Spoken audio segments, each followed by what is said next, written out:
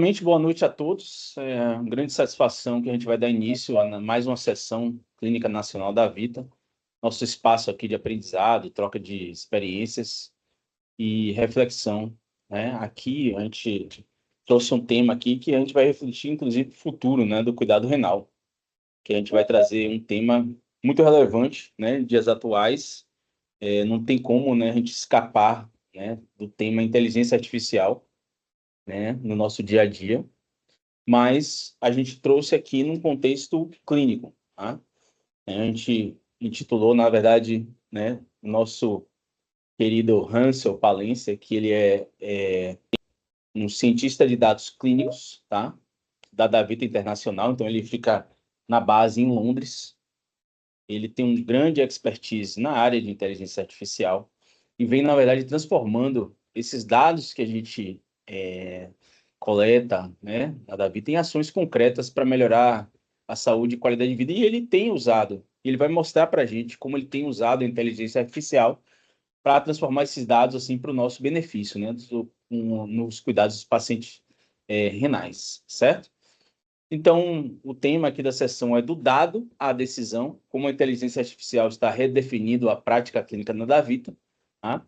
Então, eu sou Marcelo Lopes, temos também o nosso diretor médico nacional, Bruno Zawascki, aqui comigo, né? Então, eu, como diretor de ensino e pesquisa da Davita, fico feliz de ver, né, essa interação de ciência e tecnologia, análise de dados para a nossa prática clínica, né?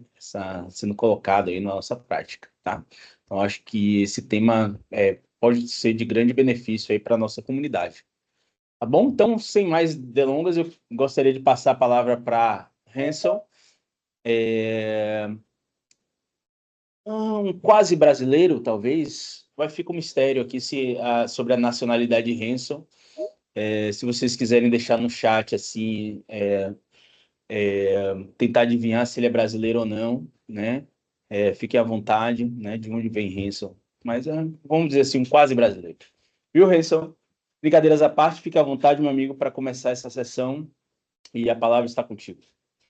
Obrigado, Marcelo. Espero que todos estão bem. É um prazer estar aqui com vocês. E muito obrigado pelo convite para, palestrar um pouco sobre uma coisa que, para mim, é uma paixão. Não é só uma coisa que eu gosto de fazer, mas realmente uma paixão que eu tenho, que é os dados, né? E o uso dos dados para a melhoria da vida dos pacientes. Como o Marcelo falou, eu sou cientista de dados aqui na Davita Internacional. Eu fico em Londres e, por favor, Marcelo, vocês conseguem ver isso já, a minha telinha? Certo? Perfeito. Vemos que Então, sim, eu fico aqui em Londres com com o time internacional. A minha função diariamente é realmente usar os dados para melhorar a vida dos pacientes. Que um paciente nosso na Davita Malásia que nos deixa usa a sua foto, mas eu sempre gosto de começar qualquer coisa que eu faço, qualquer apresentação que eu faço, com uma foto, uma história de um paciente, que um paciente nosso na Malásia que recebendo um tratamento que a gente conhece tão bem, né, o hemodiálise, e a gente vai conversar um pouco mais sobre hemodiálise, sobre hospitalizações, sobre inteligência artificial e como a gente usa isso. Como o Marcelo falou, o principal tópico desta conversa hoje é sobre os dados, as decisões, né? Como que a gente chega, ou como que a gente pega esses dados cruas que a gente tem, por exemplo, um laboratório de um paciente, um evento que acontece, pode ser tão né, bom ou ruim, vamos dizer, uma hospitalização, um óbito, esse tipo de coisas. E como a gente treina ou ensina, na realidade, computadores, né? Ou máquinas, se você quer falar assim, como que a gente ensina esses tipos de coisas a fazer decisões ou na realidade, a nos ajudar a fazer decisões, que isso, na realidade, é o mais importante. E para nós, no time internacional, pelo menos do lado clínico, né, porque eu sou colocado no lado clínico especificamente, a coisa mais principal é que os dados nos guia a fazer decisões na prática melhores para os pacientes e para que nós podemos ter uma experiência melhor quando a gente está fazendo a prática clínica, né? Beleza, vamos lá. Qualquer coisa que eu, como eu falei, eu gosto muito de falar sobre o aspecto humano do dado, né? Eu comecei a falar isto faz, né, 3 anos e meio, quase 4 anos que eu comecei com a Davita. Foi numa das minhas primeiras viagens na Arábia Saudita. Eu vou falar mais sobre a Arábia Saudita mais para lá, nesta conversa. Mas quando eu estava lá, a gente estava revisando alguns dados, teve uma conversa, e eu vi um laboratório, acho que era de hemoglobina. E lá eles tinham um costume de fazer exames de laboratórios na primeira semana e também na terceira semana. Por quê? Porque eles queriam refazer exames de pacientes que, por exemplo, se a gente tinha uma meta de 10 a 12, eles pegavam esse 9,9 e falavam, não, vamos refazer para tirar, vamos ver se o paciente sobe para a meta, né? Tipo isso. E tinha uns casos onde tinham, por exemplo, um 9,9, vamos dizer, e uma pessoa botava 10, né? Em vez de 9,9. Por quê? Porque era mais fácil, né? A gente estava conversando sobre isso, sobre bom, as consequências de ter esse mentalidade, né? É redondinha, né? Vamos botar 10 porque é mais fácil, não tem nenhum impacto, porque a gente sabe que não tem uma diferença entre uma globina de 9,9 e 10. Não faz mal, né, ao paciente, não tem nenhuma diferença. Mas, para mim, eu sempre falo, e tenho falado faz 4 anos, que cada pedaço de dado que a gente coleta reflete a vida real e as experiências desse paciente, né? Agora, se tem problemas com os dados, a qualidade, a gente tem que refazer exames, tudo isso tranquilo, não é normal, isso acontece. Mas, mas no lado da ética, né? Tanto de dados, tanto do paciente, é muito importante que os dados que a gente coleta refletem a vida dos pacientes realmente, né? E nós, como profissionais de saúde, eu não sou doutor, realmente, não, eu não cuido de pacientes, mas eu me conto nesse grupo, então, bom, eu acho bonito, né? Nós temos o privilégio e a oportunidade de servir os nossos pacientes com, bom, com a nossa maior habilidade, vamos dizer, né? Quando o Bruno mandou o negócio do LinkedIn hoje de manhã, ele botou este hashtag falando dados que salvam vidas, né? E realmente é isso, né? Os dados que a gente usa realmente salvam vidas e a gente tem que respeitar e ver os dados dessa forma, com esse respeito, né? Que realmente a gente está usando essa informação para salvar a vida dos pacientes, tem que refletir a vida deles. Mas, beleza, a gente tem os dados, a gente está, né, pegando os dados, mexendo, fazendo estatísticas, beleza, tudo bem. Mas o que é ciência de dados? O que é isso? No 2012, teve um blog que saiu de uns dois caras que trabalhavam lá no Facebook, tá? Eles falaram assim: Data Scientist, the sexiest job of the 21st century. Agora, Marcelo vai ter que traduzir o sexy para mim, mas acho que todo mundo entende, né? Que basicamente Atraente. A este. gente vai traduzir como Exato. atraente aqui.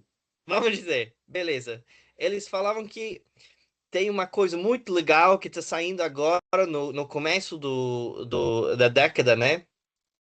Que vai ser muito atrativo, que é esse negócio de ciência de dados, o cientista de dados. E eles classificaram este término assim. Na realidade, esse termo tem sido usado desde os 1960, tipo isso. Mas eles falam a definição assim. Um cientista de dados é um profissional de alta standard, vamos dizer, com o treinamento e a curiosidade para fazer, para descobrir, bom, para fazer, como fala? Marcelo, me ajuda aqui. Descobertações, Descobertas, seria? descobertas. Então, Descobertas no mundo é, do Big Data, certo? Do grande dado. Agora eu já é. tô deixando todo mundo saber que não sou brasileiro, mas tudo bem. Então é isso, né? É uma pessoa com alto treinamento, que tem essa curiosidade, ele sabe mexer os dados, ele sabe fazer esses negócios, né? Arranjar os dados. Agora, faz uns anos depois, alguém expandiu um pouco essa definição. Eles falaram, esse cara, Thilo Hillman, falou assim, no dia de hoje do Big Data, certo? As organizações, eles ficam em cima dos cientistas de dados para extrair os insights dos diversos datasets que eles têm, né? Mas muitas das pessoas pensam como cientista de dados como um trabalho, como uma função, mas em realidade é mais relevante pensar da função como maneira de pensar. É uma forma de extrair insights por meio do método método científico seria, né? Uhum, isso. Basicamente, a gente usa metodologia científica para tirar ah, insights dos dados. Mas o que que a gente faz com esses insights? Bom, o principal objetivo é pegar esses dados, torná-lo em informação, e informação esse insight, e esse insight, ultimamente, em decisões, que é o tópico de hoje. A definição de um insight, como fala aqui, é um entendimento muito fundo, derivado de dados observações, que revela padrões, relações ou outro tipo de padrões que nos deixa fazer ações e decisões informados, né? Então, eu gosto de olhar tudo isso em quatro partes, como a gente já tem conversado na realidade, né? A gente tem o dado cru, né? A gente tem a informação processado, a gente tem os insights e no último parte a gente tem a ação ou a decisão que a gente vai fazer. No termos da saúde, vamos dizer que o dado cru, né, vai no relatório do paciente, nos EMR, certo? É dos sensores, se o paciente tem, por exemplo, não sei como falar em português, mas a blood pressure cuff, or like a Um finger manguito, monitor for blood pressure, por exemplo, como fala. seria Ou moni um manguito, né? isso. Isso. Exato. Ou Manguito monitor para de medir a oxigênio, pressão. esse tipo de coisas. Tudo Isso. isso, tudo isso cria dados crus, né? Laboratórios, essa informação. A gente, ou analistas, cientistas de dados, eles pegam bom, transformam essa informação em informação processada, vamos dizer, né?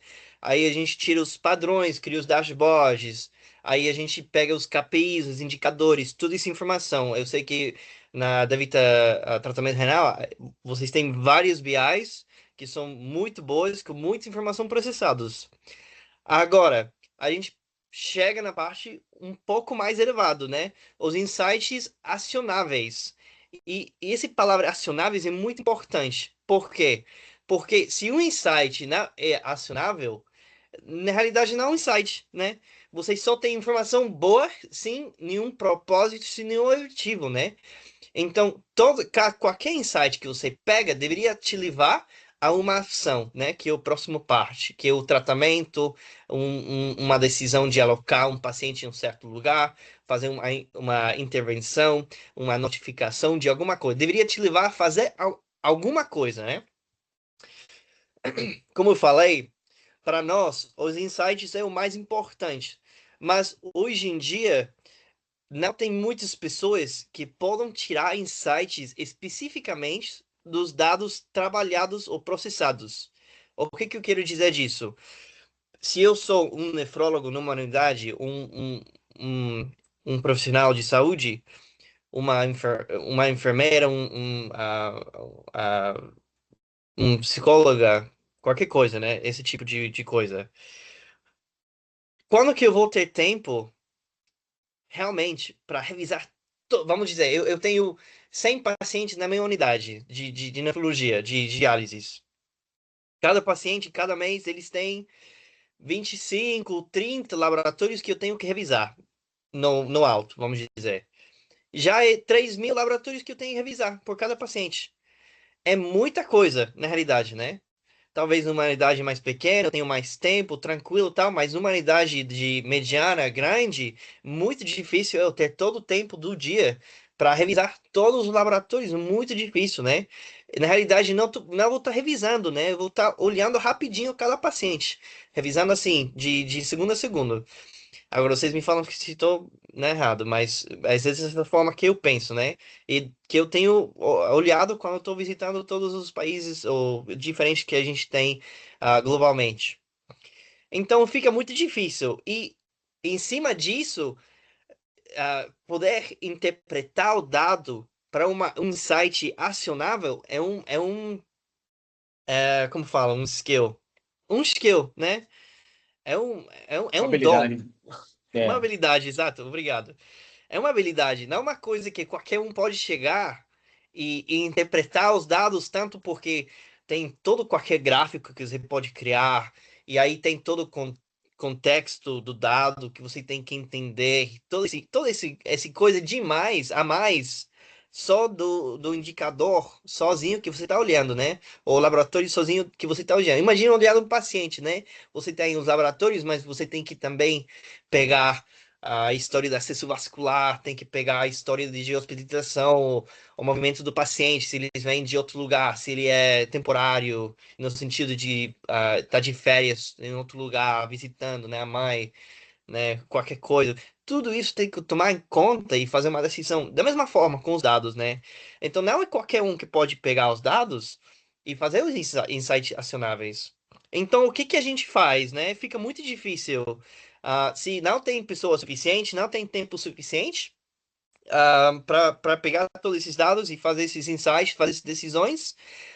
Então, na realidade, a gente está fazendo, talvez, às vezes, decisões sim, que a gente sabe que são boas, né? Decisões boas, mas talvez não são os melhores. Ou a gente está priorizando as coisas que a gente não deveria priorizar, ou a gente deveria priorizar outra coisa mais importante, mas a gente não sabe porque ou a gente não tem toda a informação, ou falta informação, os dados são ruins ou na realidade não tem tempo, né? Então fica muito difícil.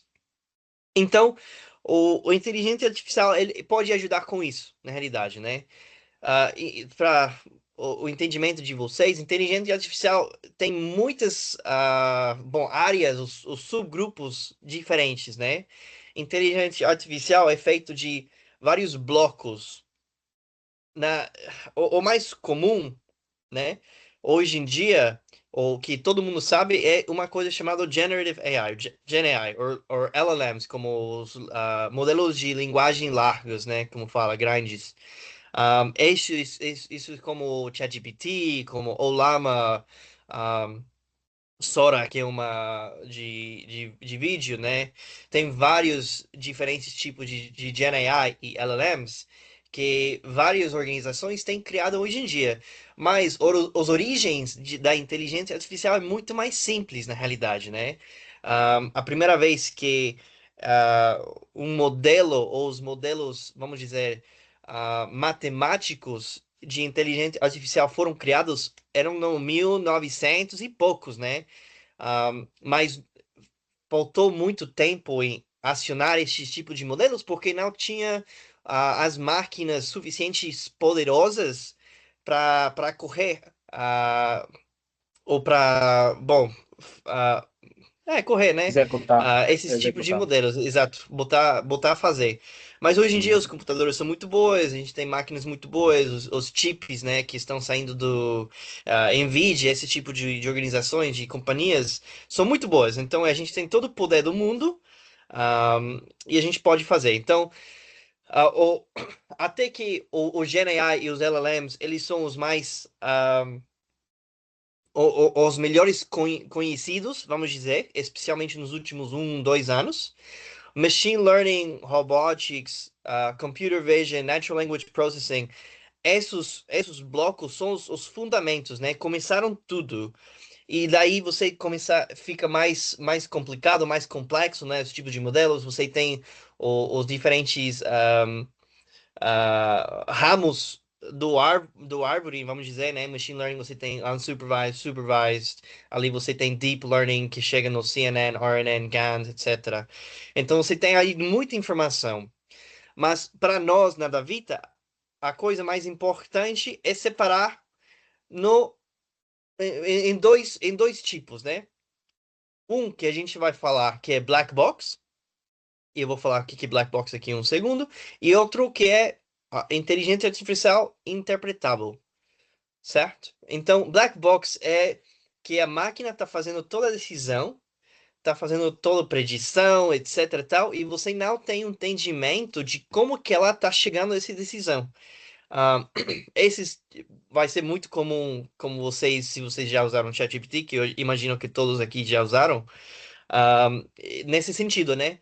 Que você entra um prompt ali, você entra uma informação, seja numérico, qualitativo, né, texto e tal, e volta uma resposta. Agora, você não sabe como necessariamente o modelo chegou a fazer essa decisão. Só sabe que botou uma coisa ali e né, te botou uma resposta, certo? Mas aí, para nós, na saúde, isso não funciona muito bem, né? Porque imagina se você tem um modelo de survivability. Marcelo, me ajuda aqui com a palavra. Ah, como é que é? Survivability? Habilidade de sobrevivência? Vamos Capacidade de dizer, sobreviver? habilidade É, de capacidade de sobrevivência. sobreviver. Isso, exato. E você fala, beleza, o modelo aqui tá falando você tem 3 anos para De viver, sobreviver, né? de sobreviver, Que em três sim. anos você vai morrer. E o cara, Sim. mas como você chegou a essa decisão? Não sei, só botei o seu nome aqui, alguma informação tal, e o modelo falou 3 anos, então eu tô te falando 3 anos. Imagina o que o paciente vai falar. Então, para nós, na maioria das vezes, tem casos, por exemplo, no raio-x, esse tipo de coisa que você está fazendo mais. Tem realmente uma coisa que você consegue. Como fala? Qual que é a palavra? You can validate the model Validar because you mesmo. have the raw data. Você consegue validar o modelo porque Vale... você tem os dados É, crus, que é muito fácil é, de entender, né? Um radiologista, certo? sim, sim. Uma radiologista, ela consegue pegar o que o modelo, né, falou, tanto como o raio-x, e falar, beleza, o modelo falou certo. Uhum, Mas se você tem, né, vamos dizer, milhares de campos de dados, uhum, e aí que são todos numéricos, ninguém tem habilidade nem tempo para ficar ali revisando todos os dadinhos que estão vindo de qualquer outro sistema, dos 10 sistemas que está servindo este modelo aqui, para tentar entender como o modelo chegou a essa decisão, né? sim. Então, nesse sentido, na realidade, o black box para a saúde normalmente, quase sempre, não funciona muito bem. Agora, machine learning interpretável é outra história, porque ali você consegue entender muito bem como o modelo está chegando a certas decisões, né? Uhum. E na realidade, machine learning ou aprendizagem de máquinas seria a palavra, né? A gente acaba usando machine learning mesmo aqui. Certo, Não tem perfeito. tradução. Perfeito. Machine Learning é muito mais simples, na realidade, é mais tradicional e é mais em base de estatísticas, ahm, já que vem de muitos anos atrás, da regressão, de certos cálculos matemáticos que já ficaram o teste do tempo, vamos dizer. Uhum. Então, na Davita, a gente foca no machine learning, na inteligência artificial interpretável, mas isso não significa que a gente não usa coisas que vêm, ou tipo de modelos que vêm em Black Box, mas não é a grande maioria. E isto já vem faz muito tempo, o AI, tanto especialmente Gen AI, tem tendo um impacto muito grande na nefrologia. A gente tem já vários estudos falando sobre como a inteligência artificial vai impactar a nefrologia em várias áreas diferentes, né? tanto em, por exemplo, relacionado ao agudos, relacionado à triagem de AKIs, a AKIs, Acute Kidney Injuries. Lesão Um, renal aguda. exato. Tanto relacionado à predição de tromboses, tudo esse tipo de coisas.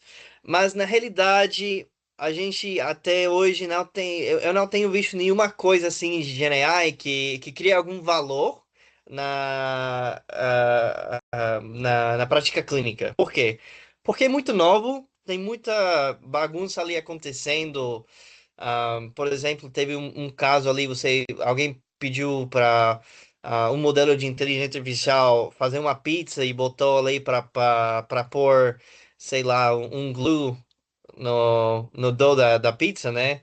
Uma loucura assim, que porque vem todo da internet, então qualquer um pode mexer lá. Os modelos sempre estão melhorando, do dia a dia estão melhorando, melhorando, melhorando, mas na minha opinião, pessoalmente, eu não acho que eles estão prontos ainda para usar na prática. Agora, falando isso, tem um hospital nos Estados Unidos muito grande, que já estou esquecendo o nome.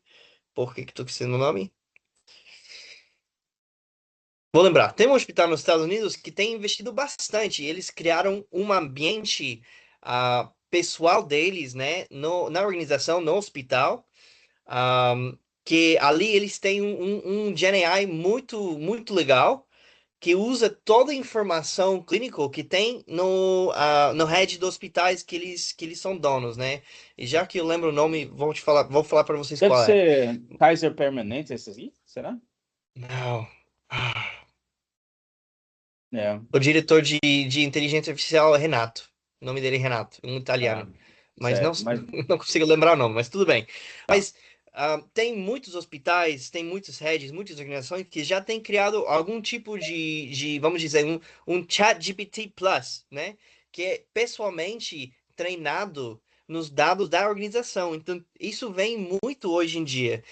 Tanto porque, claro, ajuda na melhoria da decisão, o tipo de decisões que o modelo está reportando ou voltando para as pessoas que estão tentando botando informação.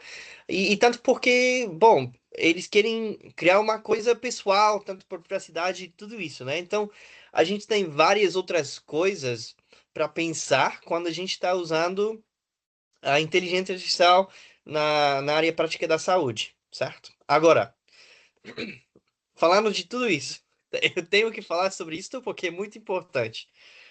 Como eu falei, né? Se você está chegando lá num paciente e está falando, beleza, você tem 3 anos para viver. O modelo Black Box aqui está falando isso, não entendo por quê. Óbvio, o paciente vai ficar meio assim com isso, né?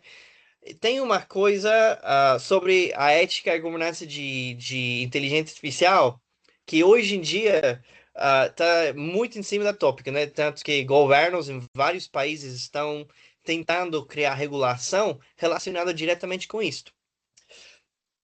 Ahm, Faz um ano, quase exatamente, né? Foi em abril do 24, teve um grupo, vamos dizer, de professores em muitos países, um grupo grandíssimo, que criaram uma coisa chamada Tripod mais AI. Este metodologia é uma metodologia para redefinir o que é um bom reporte, um bom estudo de inteligência artificial na saúde. Tem 27 ou 30 critérios, não, tem 23 critérios e cada critério tem vários subcritérios, né? Então tem mais de 27, mais de 20, mais de 30, eu acho. Mas tem 23 critérios específicos, com vários subcritérios, que definem basicamente o que é um bom estudo de inteligência artificial. Eles criaram isto porque tem várias pessoas, organizações, researchers, que estavam fazendo muitos estudos de inteligência artificial sem pensar nas coisas básicas, vamos dizer. Por exemplo, de onde vem o dado, a qualidade, validação, o objetivo, né, o propósito do estudo até. Coisas tão simples que num estudo normal é tão óbvio, né? Mas por alguma razão eles fizeram como fala? Bom, pegaram vários estudos diferentes, fizeram um resumo ali e viram que a maioria deles faltavam a grande maioria dos critérios que eles definiram, que definiam um bom, né? E agora isto é é o padrão ouro, né? Quando você está fazendo um estudo de inteligência artificial, hoje em dia. Isto foi publicado no British Medical Journal, no BMJ, e o principal publicador é um cara de Oxford chamado Gary S. Collins. Recomendo se você está interessado neste negócio de metodologia de inteligência artificial relacionada aos estudos, a governança e a ética. Recomendo você seguir ele, é muito bom neste rumo, né? Então, na saúde, ah, o que que acontece? Voltando a essa história, esse exemplo do paciente. Se você não tem boa governança, boa ética, ah, bom, investido em cada parte da organização, em cada parte ah, da construção de um modelo de inteligência artificial, de um projeto de inteligência artificial, isto poderia te levar não somente na violação dos direitos de um paciente, de uma pessoa, mas da perda da vida, né? Por exemplo, se tem um modelo que aí está predindo coisas loucos, né? Vamos dizer, eu tenho um modelo de potássio, não sei. Tá falando aqui para botar aqui 100 mililitros de potássio num paciente. Beleza, vou botar. E aí você bota, aí perde a vida do paciente. Isso é um exemplo louco, né? Mas na realidade não é tão louco assim, porque tem modelo que prediz qualquer coisa, né?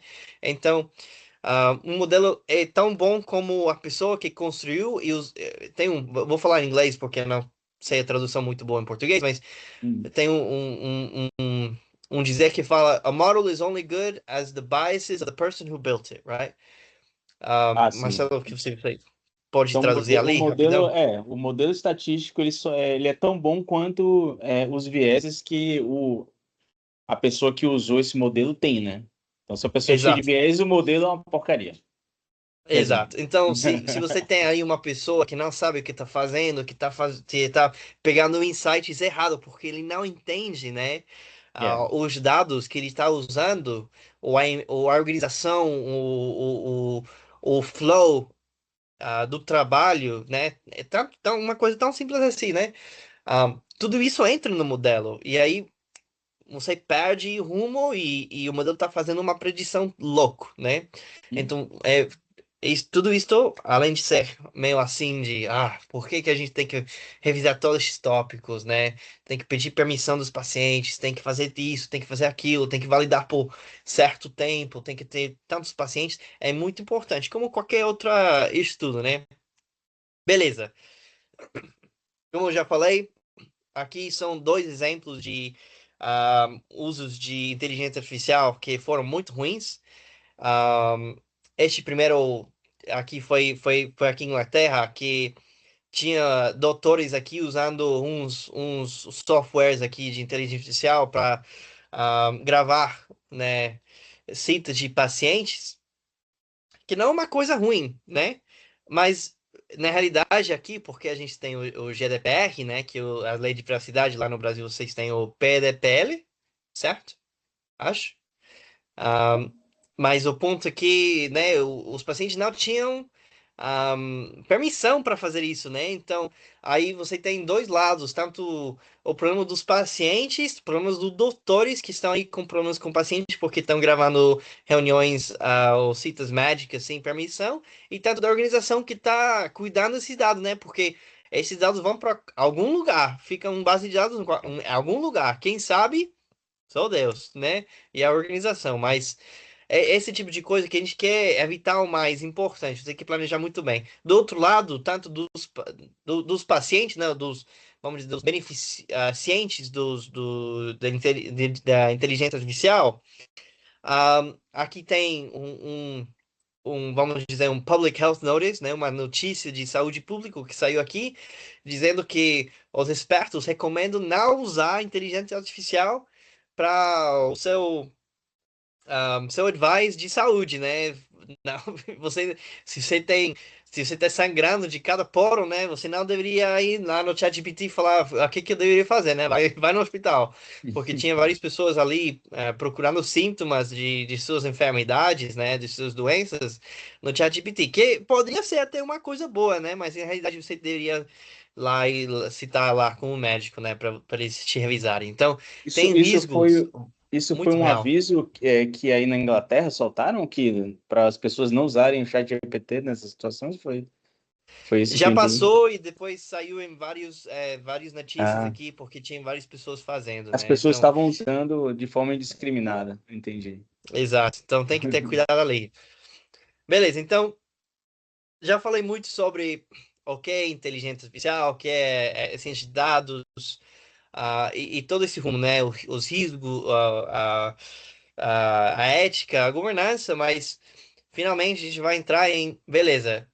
Como que a gente aqui na Davita usa inteligência artificial, especificamente machine learning ou machine learning tradicional, pensando em todo isso que eu já falei, né? Que você tem que planejar muito bem, pensando no tripode mais AI, na governança, na ética, de todo esse sentido, né? E além disso, no sentido da prática, né? Beleza, eu vou criar um modelo, mas como que a gente vai usar esse modelo? Qual que é o meu objetivo final? Os meus usuários do modelo, quem que vai ser? Como que eles vão interagir com este modelo? E como que eles vão comunicar esses insights em formas de ação para o paciente? Então, pensando em tudo isso, vamos entrar num exemplo real do que a gente fez aqui na Davita Internacional, na realidade na Davita Colômbia. Então, o objetivo, acho que faz 2 anos, a gente estava olhando um estudo na Alemanha que saiu, olhando o primeiro ano de diálise de uns, acho que eram 1.300 pacientes tipos na Alemanha. Os resultados, vamos dizer, do primeiro ano de diálise dessas pessoas, quando iniciaram. Desse primeiro ano, 83 pessoas, 83% das pessoas, dos pacientes, perdão, se rehospitalizaram, né? Porque a maioria dos pacientes hospitalizaram uma vez, e aí 83 dessas pessoas rehospitalizaram, né? O que é uma loucura, é muita coisa.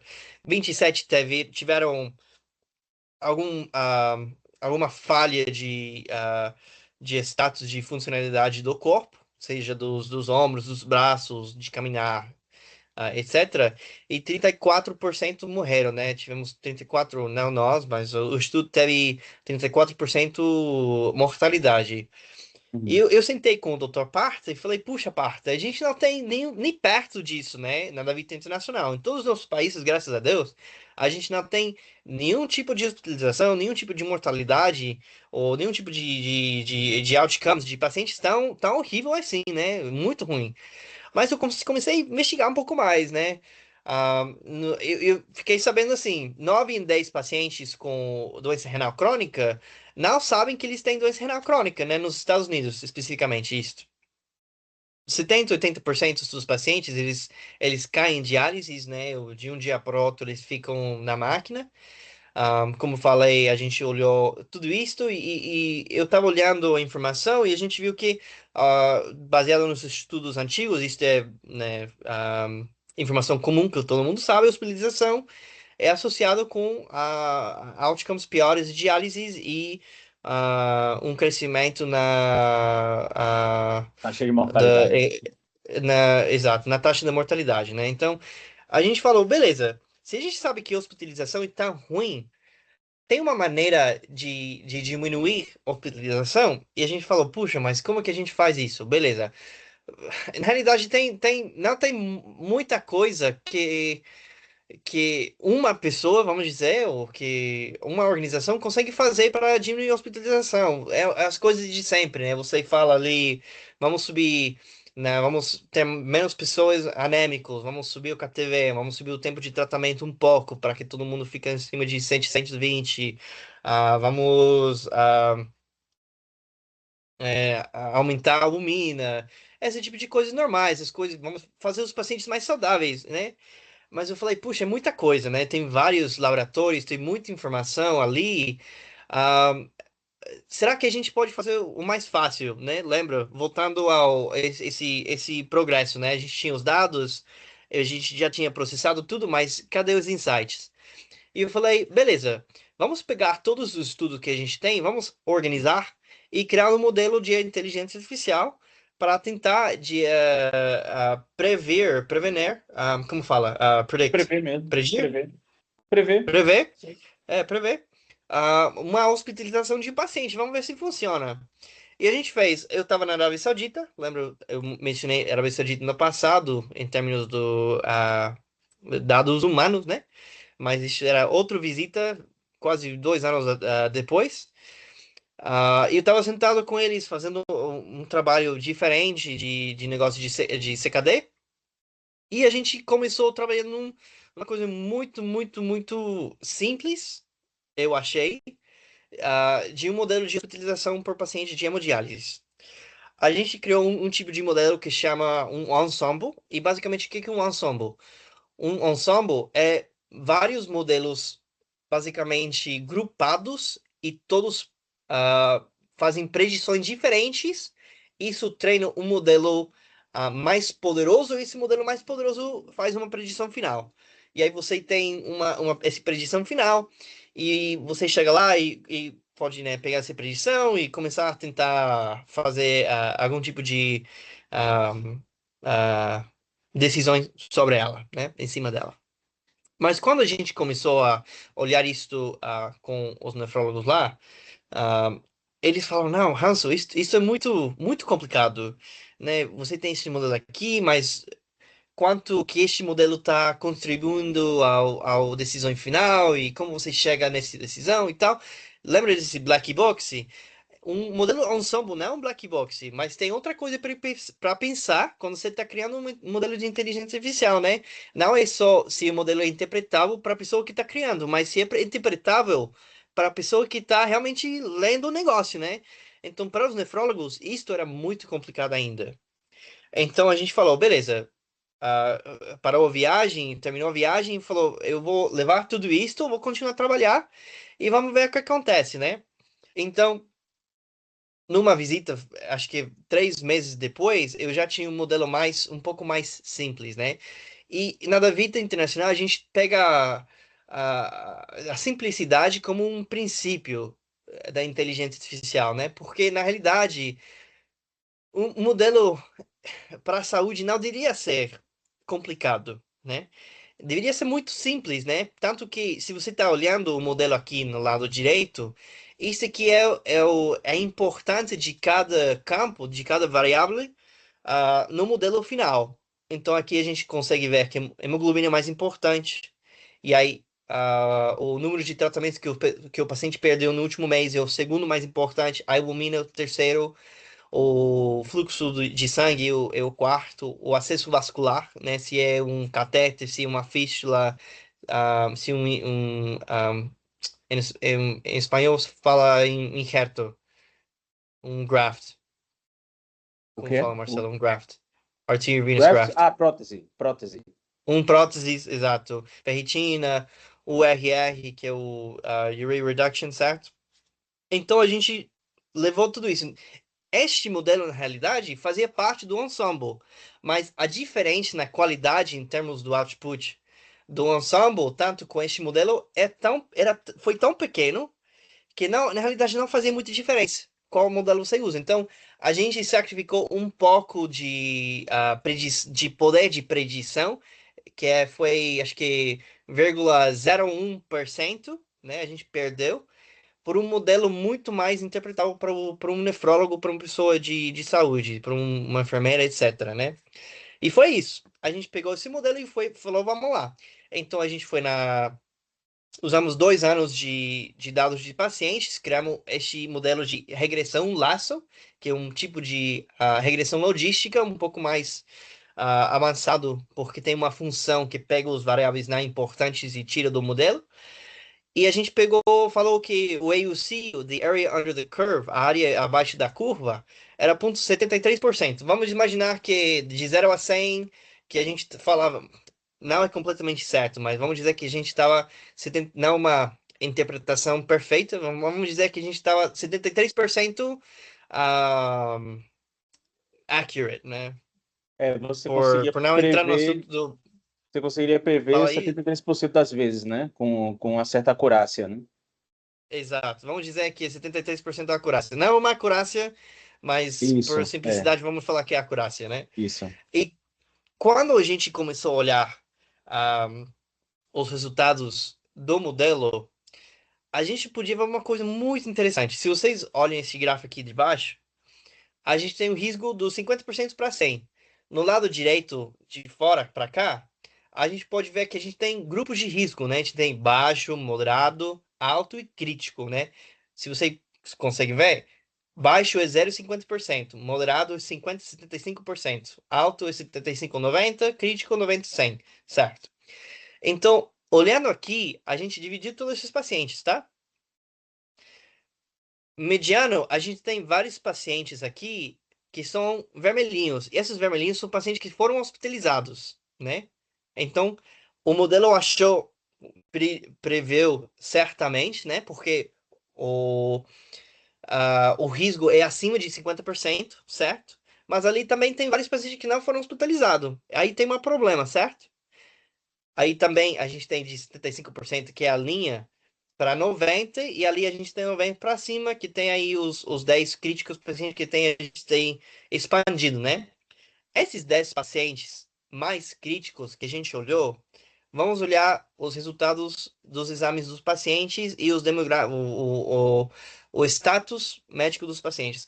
Hemoglobina, a média, 7,3, 7,23. Albumina, 2,73. 100% em catéter. 100% hipotensivos. 100% diabético. Um fluxo de sangue de 260, que é baixo, eu acho, né? Então, quando a gente começou a olhar e passamos de paciente a paciente, não todos, né, mas passamos assim, do 100% para baixo, a gente podia ver que os pacientes que o modelo previu como maior risco tinham ah, resultados piores, né, que os Uhum. pacientes que o modelo previu com menos risco. Uhum. Então a gente falou, puxa, o objetivo principal era prever os pacientes que iam ser hospitalizados. Mas aqui, Uhum. como vocês conseguem ver, tem vários pacientes grises. Tem muito mais gris que vermelho, né? Agora, tem muito mais pacientes que não estão hospitalizados que estão hospitalizados, né? Nos dados que a gente tinha, só 2% dos casos, a gente tem acho que era uns 300 mil linhas de dados, né? Que é cada paciente em um mês é uma linha, né? Ah, Então, certo. 300 mil linhas de dados, vamos dizer, e dos 300 mil, só 2% das linhas, certo? Foram hospitalizados. Uhum. Então, tinha poucos. Então, se vocês conseguem ver aqui, tem muito mais paciente não hospitalizado, o que faz sentido. Mas esses pacientes de alto risco e risco crítico tem piores resultados. A gente voltou à mentalidade baseado nos insights que a gente podia tirar, né? Que o modelo, na realidade, estava prevendo que os pacientes com resultados médicos piores iam ser hospitalizados. Que na nossa mentalidade é uma coisa que a gente quer, ah, ou deveria priorizar, né? Porque na realidade faz muito sentido. Se eu tenho um paciente ali que está completamente anêmico e tem falta de nutrição e tem uma maior probabilidade de ter uma infecção de catéter, que poderia ter uma hipertensão, perdão, interdialítico, que é diabético, eu preciso mirar os pés, que provavelmente não está recebendo um tratamento tão boa, né? Porque tem baixo fluxo de sangue, provavelmente esse baixo de fluxo de sangue é associado com com baixo KTV ou urea reduction. Então, esses pacientes eu deveria priorizar num sentido clínico. E a Uhum. gente podia ver essa diferença entre os dois grupos, tanto de hospitalização e tanto os que não foram hospitalizados. Então, aqui a gente pode ver outro tipo de visualização, que é uma probabilidade, it's um gráfico de densidade, se fala, e basicamente é a probabilidade de uma pessoa chegar num resultado por grupo. Então, a gente vê aqui que os não hospitalizados, que está em azul, a maioria deles, a maior probabilidade deles ficam entre 0 e 30% em cada um dos meses de validação. Entende? A gente olhou do agosto do 23 até o maio do 24, e em cada mês a gente puxou o dado e testou o modelo contra essas pessoas antes de implementar na unidade. Em qualquer unidade, né? Então a gente consegue ver aqui, como eu falei, azul, vermelho. Azul, a probabilidade, a maioria dos pacientes ficam ali entre 0 e 40%, né? Claro, tem pacientes ali que você consegue ver, né? Que chega ali nos 50, 60, 70 ou até 80%. Mas esses pacientes, além que eles não foram, até que, even though they weren't hospitalized, além que não foram hospitalizados, Sim, os resultados médicos desses pacientes eram ruins, e por isso o modelo classificou eles como alta probabilidade de ser hospitalizado. Mas ali certo. a gente também consegue ver a diferença entre a densidade, a distribuição, né, dos dados dos pacientes hospitalizados e os não hospitalizados. Tanto que os vermelhos fica muito mais para lá, né, do outro lado. Agora, tinha meses onde tinha vários, onde a distribuição não era tão diferente, né? Por exemplo, no agosto, no novembro, dezembro, um pouco em abril, um pouco em maio, né? E a gente conseguia ver um pouco disso, né? E basicamente era por duas razões. Um era por causa de dados que estavam faltando, né? Porque o modelo não podia funcionar com a informação faltando do paciente. E outro que era um delay na reportagem de hospitalização na unidade. Então, tinham pessoas que provavelmente foram hospitalizados, mas não foi reportado e por isso aí ficou meio assim. Então, com qualquer modelo você vai ter essa dificuldade de qualidade, que é normal, mas faz parte. Ali a gente pegou esses grupos de risco que a gente começou no começo, e se a gente divide, a gente vê uma coisa muito interessante. A gente vem o grupo crítico, e me perdoa porque a qualidade desses tabelas não é muito boa, mas no grupo crítico a gente teve, acho que era 70, acho que aqui 70 pacientes no grupo crítico. Desses 70, a gente preveu 100% corretamente. Então, se um paciente tinha 90% ou mais de probabilidade de hospitalização, a gente conseguia 100% do tempo, nos 10 meses que a gente validou, falar esse paciente vai ser hospitalizado. Porque os resultados médicos desses pacientes eram tão ruins que com certeza eles iam ser, né? Então, para os médicos, era uma prioridade esses pacientes, né? E aí a gente tem o high risk, que acho que era em termos de 80, 85% de acuracia. Moderado, eu acho que ficou em termos de 40 e 50%, e low risk foi muito baixo, né? Você consegue ver que os yeses tem vários pacientes ali hospitalizados que a gente perdeu, porque os resultados deles eram normais, mas os nows têm muito mais, então a accuracy acho que ficou em termos de 10 ou 20%. Agora, a coisa importante de lembrar que para nós é muito difícil, às vezes, entender por que o paciente foi hospitalizado, né? Como o modelo está fazendo decisões baseado nos resultados médicos, às vezes um paciente chega no hospital porque pegou uma influenza, pegou um COVID, foi batido por um carro, né? Qualquer outra coisa. Então, o modelo não conta, não consegue prever esse tipo de coisa. Então, o modelo não é perfeito, mas para as pessoas de alto risco funciona muito, muito bem. Então, como que a gente implementou isso? A gente criou um app que qualquer pessoa pode entrar uns dados de pacientes e retorna uma predição para uma pessoa, para um paciente, né? Esse app é baseado na linguagem de R, foi uma coisa que a gente criou aqui em casa, e é publicado no Loop, que é um ambiente de BI e inteligência artificial, modelagem e estatísticas que a gente tem na Davita, né? Então a gente criou esse app e publicou. Agora, o time colombiano, eles decidiram pegar esse app e criar um BI pessoal do país. Então, eles pegaram e começaram a fazer outras coisas com esse dado, além do que a gente inicialmente pensou, né? Pô, esse aqui, um print do BI deles, eles pegavam aqui, por exemplo, né, dividiram por região, aqui Dourados, Sírios, Vigor, que são as três regiões da Colômbia hoje em dia. Dividiram por esse grupo, como a gente falou, botaram cada paciente nesse grupo e falaram, beleza, cada doutor no começo do mês recebe a sua lista de pacientes de alto risco, ou de risco crítico, perdão, e aí eles têm que priorizar esses pacientes primeiro, né? Baseado no modelo, porque esses pacientes são os piores. E foram assim. E também eles começaram a olhar não somente deste mês, mas coletando essas predições, podiam fazer outros insights. Porque, por exemplo, se eu tenho um paciente que tem alto risco 2 meses em seguidas, significa que o mês passado esse paciente teve resultados ruins. Eu não fiz suficiente para melhorar o resultado dos pacientes para este mês. Então, esse paciente agora tem 2 meses em seguida que está alto risco, né? Então, o risco fica maior ainda. E só vai vir o ponto onde esse paciente provavelmente vai chegar em risco crítico. Então, começaram a usar não só de uma maneira de prever hospitalizações que estavam acontecendo no mês, mas tentar prevenir os pacientes que iam ser alto risco ou risco crítico no futuro, né? Uma coisa muito legal.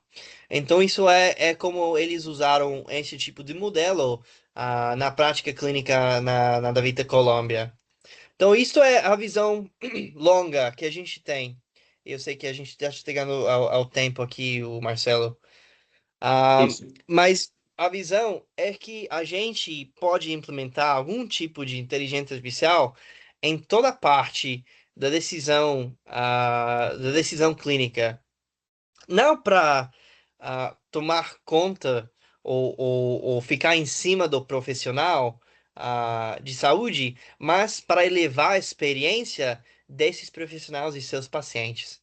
Muito obrigado a todos pela sua atenção. Ah, e Marcelo, de volta para você. Muito obrigado por estar aqui. Excelente, Renzo, a apresentação. Muito obrigado por você ter aceito o convite. Então, em nome da Vita Tratamento Renal Brasil, e também nosso diretor médico aqui, doutor Bruno Zawascki, né, a gente agradece bastante você ter participado da nossa sessão nacional. Eu acho que você mostrou bem aí, Hansel, que não adianta você simplesmente pegar dados e rodar de qualquer jeito para você chegar em grandes conclusões. Você tem que ter método, faz parte do processo também, né? Você ter todo o contexto clínico também, né? Para você desenhar esses modelos. Então, essa interação que você tem, né? Você mostrou o exemplo da Arábia Saudita, né? Esse modelo claramente tem a parte da ciência de dados, mas acima disso, talvez soberano, está a parte clínica também, né? Então, assim, tem que ter um propósito, né? Para uso. E eu achei muito interessante também que você depois falou, né, o pessoal da Colômbia deu um passo além, assim, de você prever quem é que vai ser o alto risco, né? Você tem os riscos ali de hospitalização, mas aí eles tentaram fazer também para você prever o próprio risco do paciente. Então, eu achei bem interessante isso daí. Na sua opinião, a gente está no início, assim, em que fase a gente está do uso da inteligência artificial. E aí a gente pode ampliar para a área de saúde de forma geral, né? Você acha que a gente ainda está no início, assim, dessa história? Ou está no Boa, com meio? Qual é a sua certeza. visão? Com certeza. Teve uma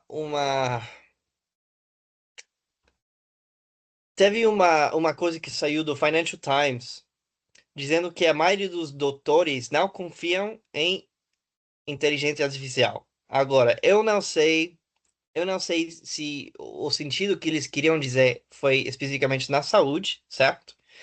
Mas eu acho que a gente está começando, com certeza, bem no começo, e muito, muito mais vai sair. E a parte mais importante, como profissionais de saúde, é que a gente tem muito cuidado em como a gente usa a inteligência artificial na prática. Precisa de muita validação, precisa de muita experimentação e realmente muito cuidado, porque você pode fazer uma coisa que, né, eu já ouvi falar, né, uma pessoa ali falando, tá botando um som aqui na máquina de diálise, o que que eu faço no ChatGPT, certo? E alguém bota lá e o ChatGPT fala o que você tem que fazer, né? E é boa, na realidade é muito boa, resultado. Mas ali, se fala uma coisa equivocado e você segue isso, Pois é. fica muito complicado. Porque aí, quem que tá fazendo a decisão? É você ou é inteligência artificial? E o paciente, ele, ele sabe disso? Ele aceitou essa decisão, né? Ele confia em você como médico. Você estudou anos, né? Vocês estudaram anos para fazer isso. Mas o paciente não acho que ele não assinou para ser tratado por uma inteligência artificial, né? Por um médico. Então, como eu falei, eu acho que a, a gente a gente está indo muito para um lado, provavelmente a gente vai ir muito no outro. A gente tá falando que inteligência artificial é incrível, que está fazendo tudo. A gente provavelmente vai ir no outro lado, que a gente deveria só usar para certas coisas, e eventualmente a gente vai ficar no meio, como qualquer outra coisa, né? Eu acho isso daí, Hanson, exatamente isso. Eu acho que inteligência artificial tem duas letras aí, IA, né? Então, acima de tudo está o I, né? Inteligência, né? Então, quem tem essa inteligência somos nós, não? Que a gente desenha esses modelos e sabe o que fazer. Meu Com xará certeza. Marcelo, ele faz uma pergunta aqui: com alto volume de pacientes a avaliar regularmente na nossa companhia, esse modelo de priorização do cuidado, considerando a avaliação de risco, está muito distante Não, na da realidade não. gente? A gente É, tem próximo. a meta deste ano implementar pelo menos dois modelos de inteligência artificial em cada país. Isso inclui o Brasil, claro, tratamento renal. Então, o objetivo é este ano ter algum tipo desses modelos no Brasil, para vocês usarem.